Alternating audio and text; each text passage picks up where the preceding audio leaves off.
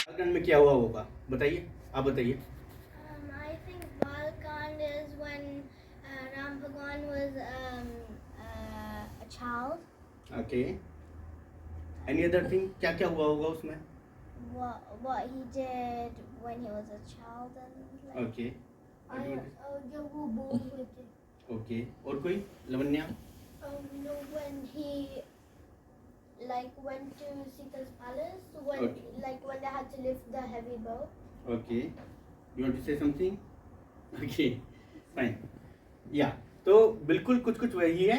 तो ये एक सबसे बड़ा चैप्टर है रामचरितमानस का, यू कैन से कि 1/3 चैप्टर पूरी बुक का अकेला यही है, ठीक है। इसमें टोटल आपकी संख्या देख रहे हो 361 दो है, ये सबसे हाईएस्ट नंबर है और ये चैप्टर सबसे बड़ा चैप्टर है अयोध्या का। जो फर्स्ट चैप्टर है it is the biggest chapter. हाँ जी, दोहा एक होता है, इन्होंने काव्य एक म्यूजिकल फॉर्म में, एक कविता के फॉर्म में बोला जाता है। तो कविताओं का जो संकलन है ना, तो वो होते हैं कि देख मुद्रिका मनोहर राम राम अति सुंदर, तो ऐसे आपने कुछ फ्रेज सुने होंगे, तो उन फ्रेजों का कलेक्शन है ना। तो ऐसा होता है कि 8 चौपाइयां होती है, फिर एक दोहा होता है। पोएम बोलते हैं क्या इंग्लिश में? पोएम बोल सकते हो आप तरीके से। दोहा हाँ, 2 पंक्तियों की जो रचना होती है उसको दोहा दो पंक्ति। हाँ। दोहा हमेशा 2 पंक्ति 2 पंक्तियों का होता है, लेकिन उसका साथ जो संकलन जो बोला जाता है। नहीं, तो उनको समझाने के लिए 2 लाइन्स ऑफ पोएम मतलब 2 line of poem, 2 line of poem. हाँ बोलिए Is it like a word? ना, इस लाइन जैसे twinkle twinkle little star. 2 lines of poem, you can say that. ठीक है, जो आप जैसे रिदम बना देते हो ना कि I went there I met to him, मतलब कुछ भी होता है ना कि होती है जो बाबा बाबा ब्लैक सी हैवी एनी वूल, तो ऐसे 2 लाइन का आपने कुछ रिदम बना लिया, तो वैसे उसका एक रिदम बना हुआ होता है वर्ड होता है, उनको आसानी से याद कर सकते थे। आपको पता है पुराने जमाने में जो लोग होते थे वो लिखते नहीं थे, वो मेमोराइज कर लेते थे।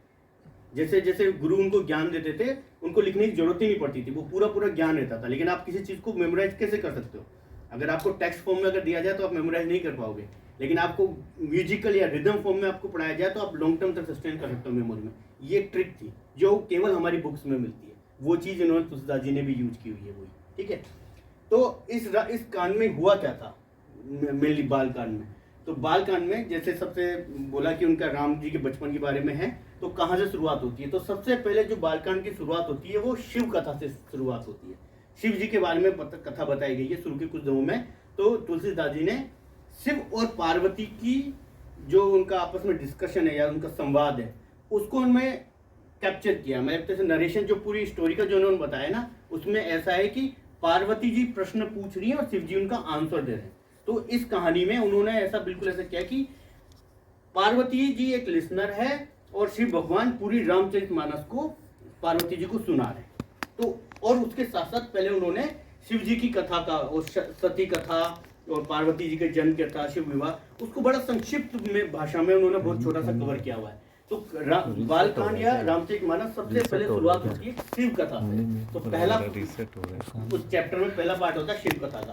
फिर शिव कथा के बाद आए थे राम जी, फिर लक्ष्मण, फिर शत्रुघ्न, फिर भरत। उनकी क्रमशः बता सकता हूँ, बहुत अच्छा जवाब। लेकिन राम जी से छोटा कौन था? राम जी से छोटा वो भरत था। और भरत से छोटे? लक्ष्मण। लक्ष्मण से छोटे? शत्रुघ्न। बिल्कुल सही। तो ये उनके वो ये 4 बेटे आप फोटो में देख पा रहे हो ना, बिल्कुल ये। अच्छा, और उनके पिता का नाम क्या था राम जी के? दशरथ जी। दशरथ जी की 3 पत्नियां थी, उनके नाम क्या थे आप बताओ? हाँ आप बताओ। कैकेयी, सुमित्रा राइट, कौशल्या। तो 3 पत्नियां थी उनकी। तो जो राजा दशरथ थे वो दशरथ इन 3 पत्नियों के साथ रहते थे। इन 3 पत्नियों से उनके 4 पुत्र पैदा हुए थे, ठीक है। तो ये राम सबसे बड़ी जो पत्नी थी कौशल्या, उनके बेटे थे, ठीक है। फिर भरत और भरत कैकेयी जो उनसे छोटी वाली पत्नी थी उनके बेटे थे। फिर लक्ष्मण और शत्रुघ्न सुमित्रा जो सबसे छोटी पत्नी थी उनके बेटे थे। तो ऐसे उनके वो 4 पुत्र हुए थे जब उन्होंने तपस्या की थी। हाँ आपका प्रश्न? I know how they got born. Yes. जो दशरथ था वो परेशान हो गया था कि उनके पास बेटे नहीं हुए, तो उन्होंने तपस्या की अपनी 3 बहन के साथ। फिर गॉड निकला और उन्होंने बोला कि ये खीर अपनी वाइफ को खिला देना। तो सुमित्रा तो कौशल्या और केके ने हाफ केके ने ले लिया था, हाफ कौशल्या जी ने ले लिया था। कौशल्या जी ने ले लिया था, लेकिन सुमित्रा के लिए नहीं बचा। तो केके ने वो उनका हाफ का भी हाफ उनको दे दिया और कौशल्या ने भी हाफ का भी हाफ उनको दे दिया। तो इसलिए उनके 2 बच्चे हुए और उनके एक। तो ऐसे कुछ बोला जाता है, ऐसी कथा है। तो ये श्री राम के जन्म की कथा है। तो उसमें एक्चुअली फिर उन्होंने कवर किया राम जन्म कथा, फिर राम जन्म के बाद फिर राम शिक्षा। तो इनके गुरु के नाम थे वशिष्ठ जी, जो दशरथ जी के मतलब उनके राजमंडल में भी रहा करते थे, उनके प्रमुख सलाहकार थे। तो उन्होंने निवेदन किया, तो अपने ये चारों पुत्रों को वशिष्ठ जी के साथ पढ़ने भेजा। तो वो उनके वहाँ पे उन्होंने पूरी शिक्षा ग्रहण की, सारे वेदों को पढ़ा, समझा, ज्ञान लिया, धनुर्विद्या ली। तो सारे चारों बच्चों ने अपनी शिक्षा ली थी। फिर शिक्षा लेने के बाद जब वो वापस आए, तब एक विश्वामित्र जी ऋषि थे, तो राजा दशरथ के पास आए। उन्होंने बोला कि मुझे हेल्प चाहिए, मैं एक यज्ञ करता हूँ, मुझे हेल्प चाहिए, लेकिन वहाँ पे कोई बहुत सारे राक्षस हैं, वो मुझे परेशान करते हैं। तो वो उससे हेल्प मांगने आते हैं। तो दशरथ जी बोलते हैं, दशरथ जी का मन नहीं होता यार मैं अपने बच्चों को कैसे भेजूँ, अभी तो पढ़े लिखे अभी मेरे पास आए, मैं नहीं चाहते थे वो देना। लेकिन उन्होंने जब निवेदन किया तो उन्होंने अपने 2 पुत्र थे राम और लक्ष्मण, उनको विश्वामित्र जी के साथ भेजा कि विश्वामित्र जी आप जाओ, इनकी हेल्प करो।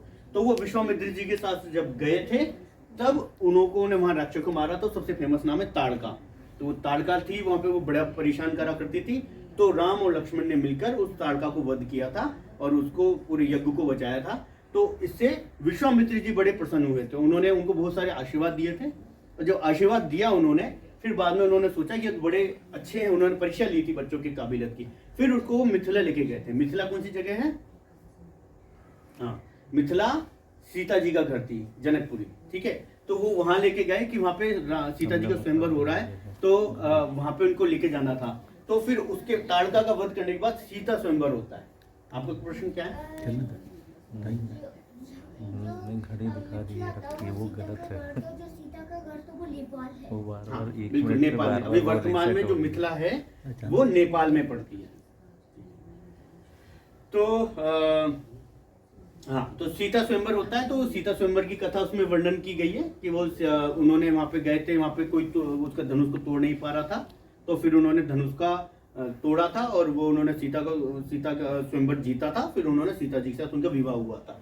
तो इस तरह से फिर वो राम जी और सीता जी का विवाह हुआ था। तो बालकांड बेसिकली शिव कथा से शुरुआत होता है, राम जन्म होता है, राम शिक्षा होती है, ताड़का वध होता है, सीता स्वयंवर होता है और राम सीता का विवाह हो जाता है। तो यहाँ पे हमारी ये खत्म हो जाती है बालकांड वाला पार्ट। ये सबसे बड़ा पार्ट था, 1/3 ऑफ हमारी रामचरितमानस का। इसके बाद नेक्स्ट कौन सा आता है? कौन सा देखा था हमने?